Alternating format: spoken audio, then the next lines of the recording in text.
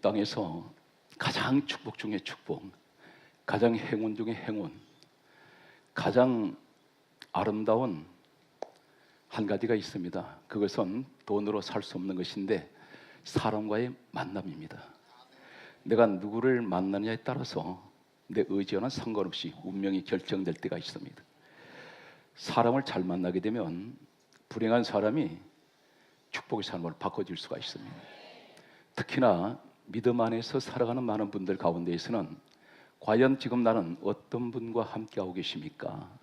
이 영적인 만남이 얼마나 소중한지 아십니까? 내가 사람 잘 만났더니 죽어가는 내 인생이 살아나 버립니다.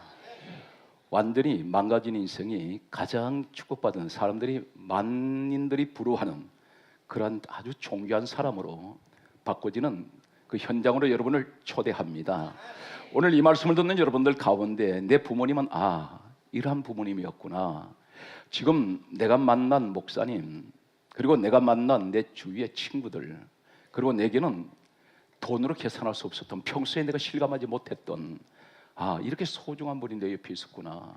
이것은 세상 권력으로, 돈으로, 명예로도, 지식으로도 세상 어떤 것과도 바꿀 수 없는 대단히 소중한 그러한 사람들이 있다는 사실입니다. 소개하겠습니다.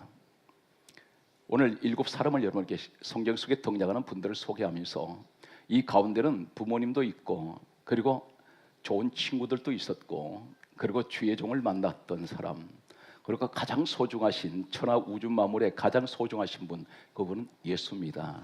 예수님을 여러분에게 소개하겠습니다. 마태복음 9장 2절을 소개합니다. 대표적으로 한 구절을 여러분에게 소개하겠습니다. 오늘 이 구절 속의 말씀을 보게 되면 한 중풍병자가 있는데 사람들이 침상채 메고 나왔습니다. 그런데 성경은 한 가지 사실을 주목하고 있습니다. 예수님 무엇을 보시냐면 그들의 믿음을 보시고 이렇게 말씀하셨습니다. 침상에 누운 병자를 보신 것이 아닙니다. 그들이라고 했습니다. 단수가 아닌 복수를 사용하고 있습니다. 이 내용은 어떤 것이냐면 침상에 누워있는 병자된 사람을 보신 것이 아니라 침상을 메고 나온 사람들을 보셨다는 것입니다. 이 사람들이 어떤 사람들입니까? 믿음의 사람들이라는 것입니다. 그들의 믿음을 보시고 이 사람 치료받습니다. 분명 이 침상에 누운 이 중풍병자는 대단히, 어쩌면 성경에는 이 사람들이 누구인지는 밝히지 않습니다. 친척인지 아니면 형제인지 아니면 친구인지는 기록되지 않습니다. 단 한 가지, 그들은 믿음을 가진 사람이라는 사실입니다. 그렇다면 오늘 침상에 누워있는 중풍병자 이 사람은 그 당시 의술로는 중풍병은 곧 죽음입니다. 그 당시 병명 가운데 가장 무서워했던 병이 중풍병이었습니다. 그런데 이 사람은 그대로 내버려 두면, 방치했다면 죽음으로 이 사람은 인생을 마감할 수가 있습니다. 그런데 너무나 귀한 사람 만났습니다. 그들이 주님 앞에 나올 때 어떤 마음으로 나왔을까요?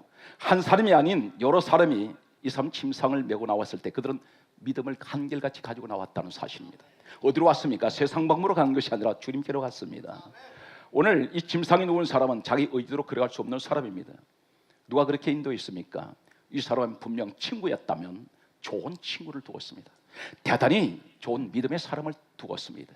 가족이었다면 대단히 훌륭한 가족을 두셨습니다. 이 사람의 가정 형편이 부유했는지 가난했는지는 성경은 관심 없습니다. 단 한 가지, 이 사람 주변에 믿음의 사람들이 있었다는 사실입니다. 이 사람들은 돈으로 믿음을 살 수 없습니다. 그런데 이 사람의 천하를 다 주고 바꿀 수 없는 좋은 믿음의 사람들을 옆에 두었기 때문에, 이 사람들 때문에 이 사람은 중풍병자는 주님 앞에 올 수가 있었습니다. 오늘 내 주변을 돌아보십니까? 세상에 좋은 친구 많이 계십니까? 오랫동안 어릴 때부터 소꿉장난하던 그런 친구들, 지금까지 같이 오는 분들이 있을 것입니다. 대단히 좋은 친구들입니다. 그런데 가장 소중하고 진실한 친구는 어떤 친구인지 아십니까? 만나서 모처럼 식사 한 끼로 시간을 때우는 사람들이 있습니다. 여러 가지 잡담하다가 인생사를 논하다가 헤어진 사람이 있습니다. 생산성이 없습니다. 가장 중요한 것은 나를 위해서 기도해 주는 사람, 이런 친구가 가장 소중합니다. 가족 중에 누가 가장 소중한지 아십니까? 나를 위해서 기도해 주는 가족이 있다면 이 사람은 분명 행복한 사람입니다. 나를 위해서 기도해 주는 내 옆에 믿음의 동력자가 있습니까? 그 동력자는 세상 사람 100명보다도 더 소중합니다. 오늘 이 중풍병자는 자신의 힘으로는 걸을 수가 없습니다. 우린 중풍병자의 정세를 알고 있습니다. 전신이 때론 반신불수가 될 수 있습니다. 걸음을 내디딜 수가 없습니다. 손을 내밀 수도 없습니다. 자유롭게 음식 하나도 입에서 마음대로 씹을 수도 없고 삼킬 수도 없습니다. 이 중풍병의 정세입니다. 늘 누워 있어만 합니다. 자신의 힘으로는 아무것도 못합니다. 그런데 이러한 좋은 믿음의 사람들 때문에 이 사람은 주님 앞에 나오게 되었고, 그리고 이 사람 때문에 이 사람은 치료받았습니다. 그래서 성경 강조하기를 그들의 어떤 모습에도 하나님은 관심 없습니다. 그분이 예수님이 누구세요? 우린 강조합니다. 빌립보서 2장 6절에 하나님 근본 본체가 되신 분이 예수님이십니다. 하나님 앞에 나오는 사람이 어떤 사람이 나옵니까? 믿음을 가지고 나온 사람들, 우리 주님이 보신 건 한 가지밖에 없습니다. 그들의 믿음을 보시고 소자야 내 죄사함 받았느니라. 즉시 이 사람은 자리에서 일어나게 됩니다. 두 번째 사람을 소개합니다.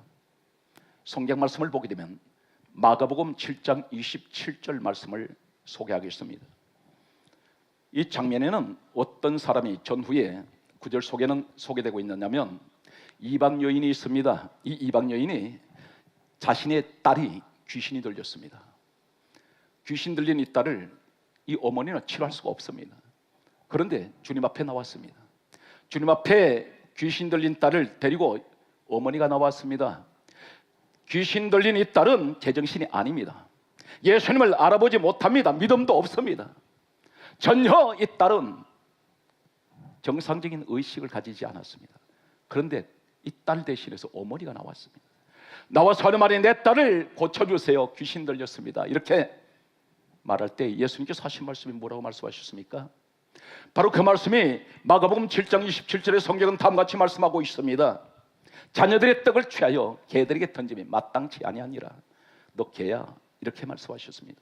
자존심은 무너져버리고 땅바닥에 떨어졌습니다. 대단히 모욕적인 말씀입니다. 사람을 가리켜 개라고 말씀하셨습니다. 이때 여인이 하는 말이 성경에 이렇게 기록되고 있습니다. 하는 말이 개들도 아이들이 먹던 부스러기 먹습니다. 부스러기라도 좋습니다. 저는 부스러기라도 상관없습니다. 내 딸 좀 고쳐주세요.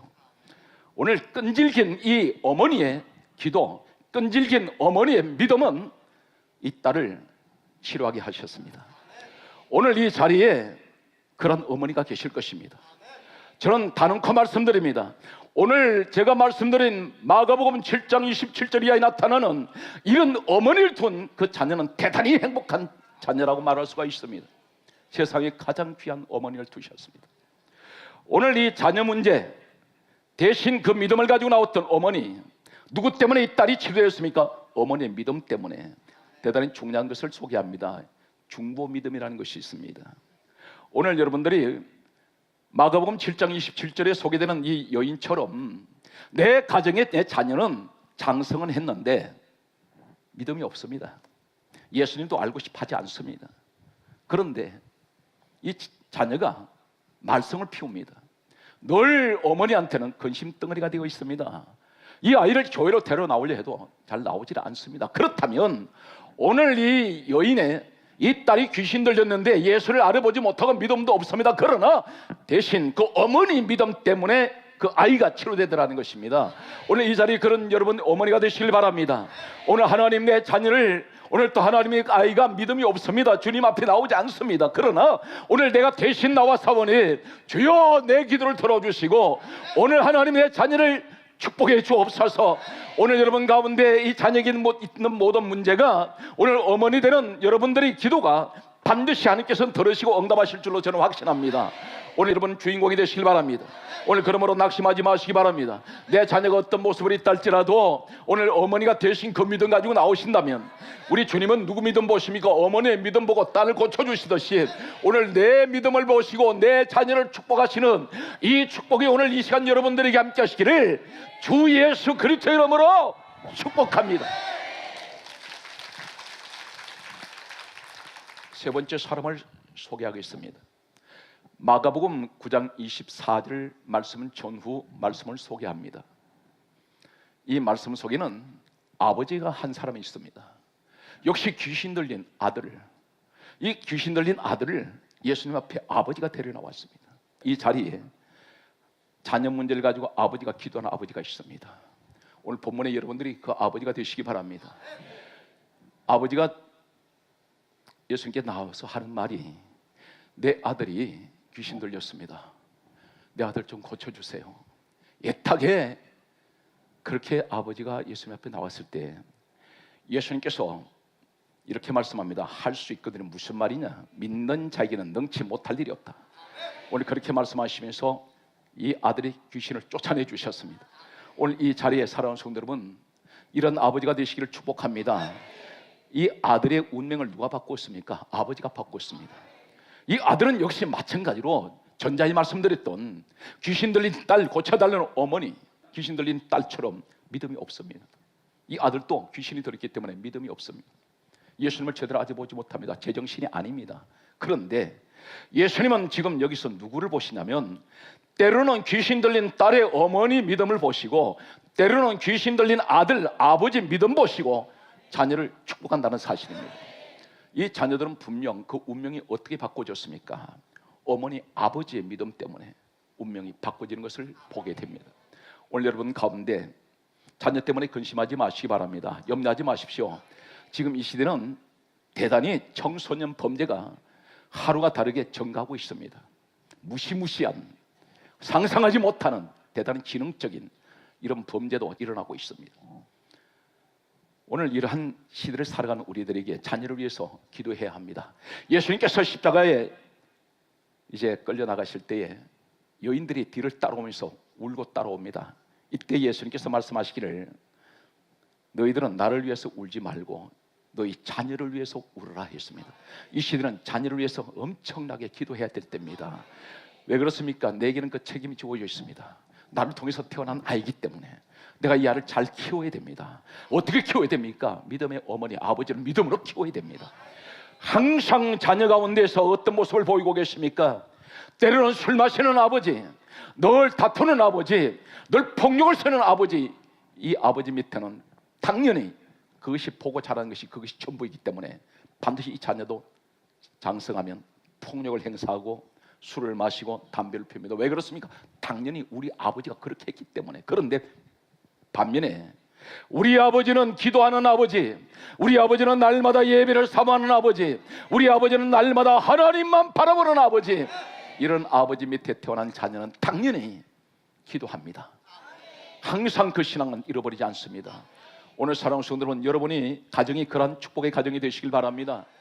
성경 말씀 보게 되면 사도행전 12장 5절 말씀에 보게 되면 오늘 베드로라는 사람이 있습니다. 이 사람은 성경이 이렇게 강조하고 있습니다. 사도행전 12장 5절은 말씀하시기를, 베드로가 옥에 갇혔고, 성경은 강조합니다. 교회는 그를 위하여 간절하게 기도하더라. 교회가 그를 간절하게 기도한다는 것은 뭘 말합니까? 성도들이 교회에 모여서 베드로가 주의 종 목회자가 감옥에 갇혀 있는데 기도를 하기 시작합니다. 그때 성경 강조합니다. 호련히 주의 사자가 감옥에 있는 베드로에게 나타났습니다. 호련이란 말은 아노텐이라는 그런 원어를 사용하고 있습니다. 아노텐이란 말은 눈 깜짝할 사이에, 주의 사자는 천사입니다. 천사가 왔는데 어떤 일이 일어났습니까? 성경에 이렇게 강조하고 있습니다. 사도행전 12장 10절에 오늘 천사가 이 베드로에게 나타나더니 묶인 것이 풀어져 버리고, 오늘 사도행전 12장 10절은 말씀합니다. 감옥 문이 따라서요 저절로 열리더라. 문이 저절로 열려버립니다. 베드로가 나가는데 문이 열려버려요. 오늘 무엇을 말씀하고 있습니까? 오늘 베드로 목회자는 참 좋은 성도 만났습니다. 베드로 목회자가 위기를 만났을 때에 성도들은 수수방관하지 않습니다. 오늘 교회에 모여서 그들이 기도하고 있습니다. 기도를 했을 때 천사가 베드로가 갇혀있는 곳에 나타납니다. 오늘 여러분들이 주의 종으로서 기도한다면 반드시 주의 종의 어려움을 당할 때에 반드시 하나님의 천사를 보내주시고 주의 종 목회 현장에 막혀있는 것들이 열려지는 역사가 일어나고 있습니다. 누구 기도입니까? 성도의 기도 때문에. 오늘 여기 소개되는 사람들을 6명을 소개했습니다. 침상체 메고 나온 중풍병자를 데리고 나왔던 사람들, 그리고 귀신 들린 딸 데리고 나온 어머니, 귀신 들린 아들 데리고 나온 아버지, 그리고 또한 병으로 죽어가는 이 하인을 위해서 예수님 앞에 나왔던 백부장, 그리고 왕이시나 가버나움에서 죽어가는 아들을 고쳐달라고 주님 앞에 나왔던 사람, 그리고 오늘 베드로를 감옥에서 나오게 해달라고 기도했던 성도들, 오늘 여기서 한 가지 공통점이 무엇인지 아십니까? 전부가 자신이 기도해서 해결받은 것이 아니라는 겁니다. 다른 사람, 다에 의해서, 다른 사람들의 기도 때문에, 다른 사람 믿음 때문에 전부 변화된 사람입니다. 오늘 그러면 전자의 말씀드렸습니다. 당신은 지금 주변에 어떤 분들이 계십니까? 좋은 믿음의 사람이 있습니까? 기도하는 사람의 나를 위해서 진정으로 기도해 주는 사람이 있습니까? 오늘 그렇다면 진정 그분은 행운합니다. 축복받은 사람입니다. 내가 힘들고 어려울 때 내 옆에서 항상 기도해 주는 주의 종, 그리고 기도해 주는 성도, 참으로 영적인 친구, 이런 사람은 세상에 어떤 것과 비교할 수가 없습니다. 그렇다면 사람들 모습 속에서 여섯 사람을 우리는 살펴보았습니다.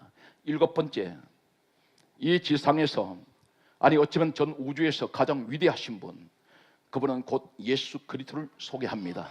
디모데전서 2장 5절에 말씀하고 있습니다. 성경에 말씀하기를 하나님과 사람 사이에 중보는 한 분이시니 곧 우리 주 예수 그리스도라 말씀합니다. 하나님과 사람 사이의 중보가 무엇입니까? 오직 구원해 주는 예수밖에 안 계신다는 것입니다. 오직 그분은 천국의 주인이 되시는데, 이 땅에서 우리를, 온 인류를 죄에서 구원하실 분은 예수밖에 없다는 것입니다.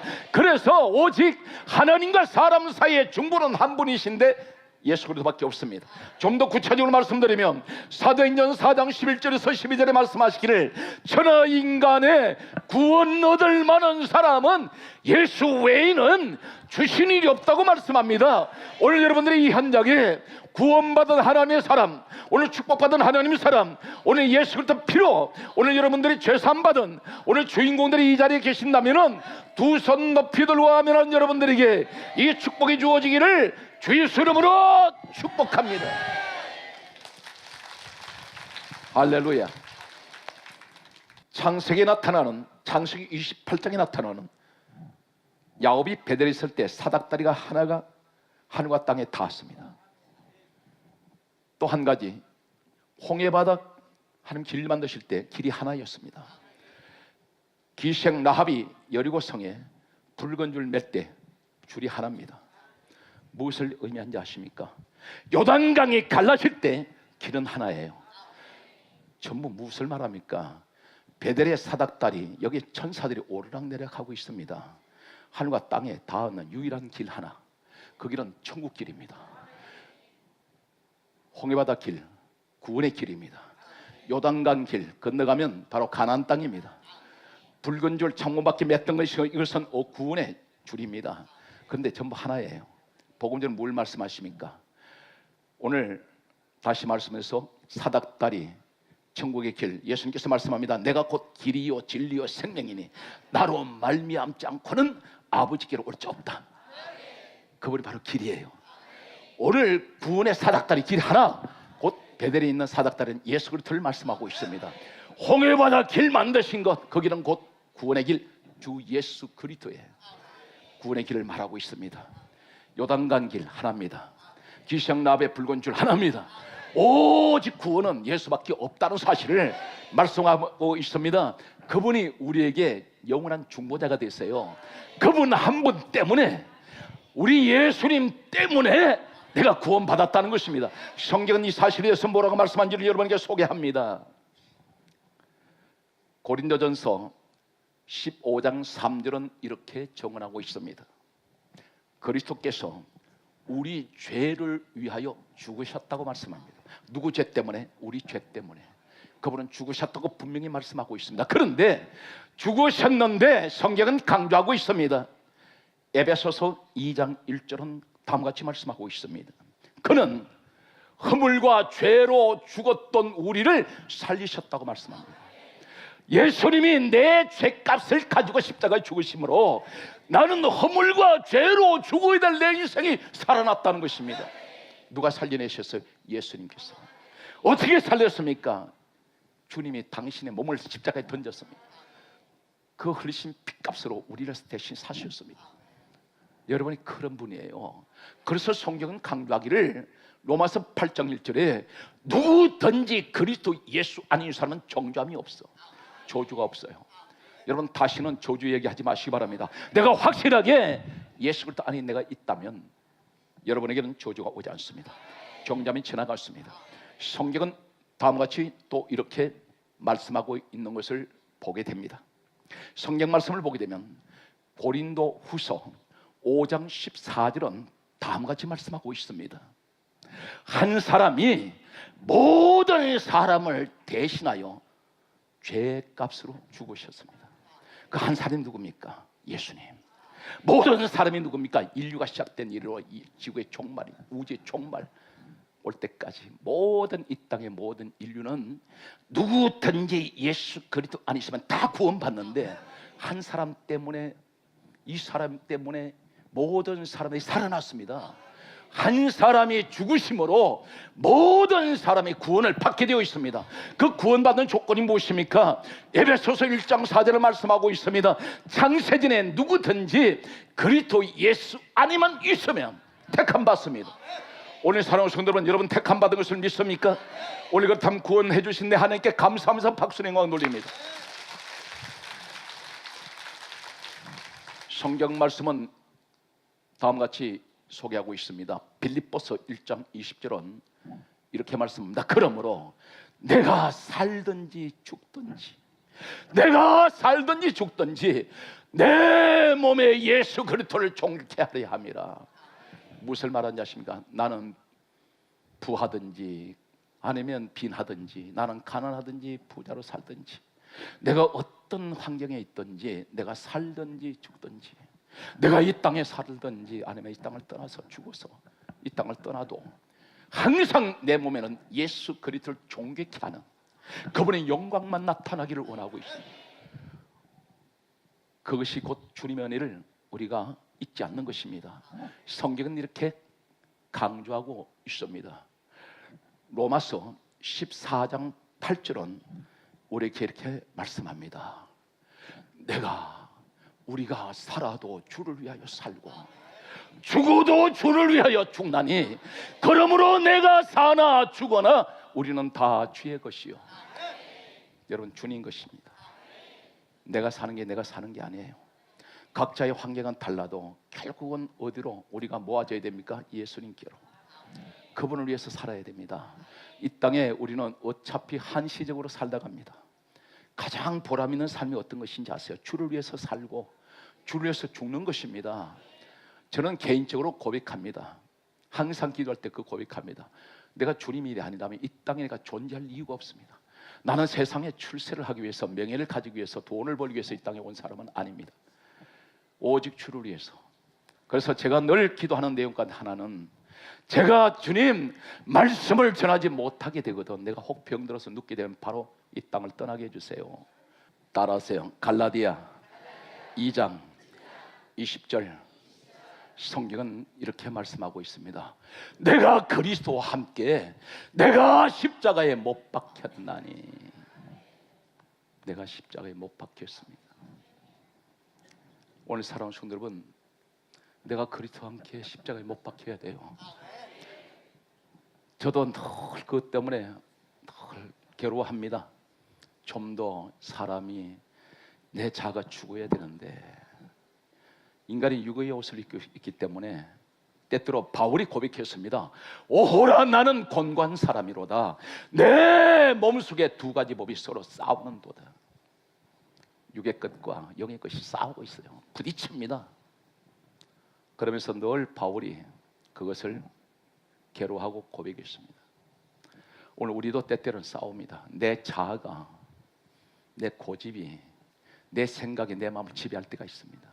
이것을 이겨야 되는데, 오늘 사랑하는 성도 여러분, 오직 성경 강조합니다. 갈라디아 5장 16절에 너희는 성령을 쫓아 행하라. 사랑하는 성도 여러분, 항상 성령을 따라가십시오.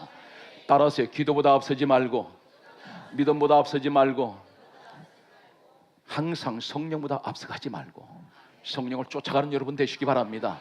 성경은 이렇게 강조하고 있습니다. 그러므로 우리에게 무엇을 말씀합니까? 오늘 말씀의 결론이 되겠습니다.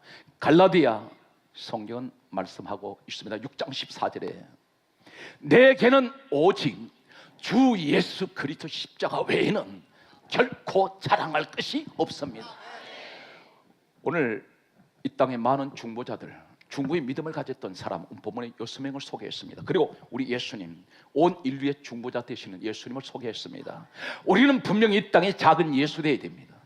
가시는 곳마다 나를 통해서 많은 사람들의 지옥 갈 인생들을 주님 앞으로 데려와서 천국으로 인도해야 됩니다. 오늘 사랑하는 성도 여러분, 이 민족이 가장 축복받는 것은 한국 교회가 부흥되어야 됩니다. 이 민족이 가장 축복받는 것은 모두가 예수를 믿고 전부 주님 앞에 부르짖어 기도하는 것입니다. 우리 주님은 반드시 우리 기도를 들어주시고 이 민족을 축복하실 것입니다. 오늘 여러분 낙심하지 마시기 바랍니다. 오늘 여러분 한 해 한 사람의 힘이 얼마나 위대한지 아십니까? 주님은 내게 오늘 또 기대를 하고 있습니다. 각자가 주어진 환경 속에서 하나님 나를 내 무슨 일을 통하여 나에게 기적을 나타내실지 우리는 내일을 기대해야 됩니다. 따라서 절망하지 말고 좌절하지도 말고 낙심하지 맙시다. 크게 하세요. 주님을 바라봅시다. 오늘 주님을 바라보시고 사랑하는 성도는 이 밤에 기도할 때에 여러분 기도는 자녀를 살려냅니다. 여러분 기도는 반드시 교회를 살려냅니다. 여러분 기도는 목사님 목회가 막힌 것이 열려집니다. 여러분 기도는 내 친구를 살려내고 문제가 있는 삶을 전부 다 풀어버리는 이런 권세가 여러분에게 주어지고 있습니다. 범사에 가시는 곳에 놀라운 하나님의 축복이 함께 하시기를 주 예수 이름으로 축복합니다.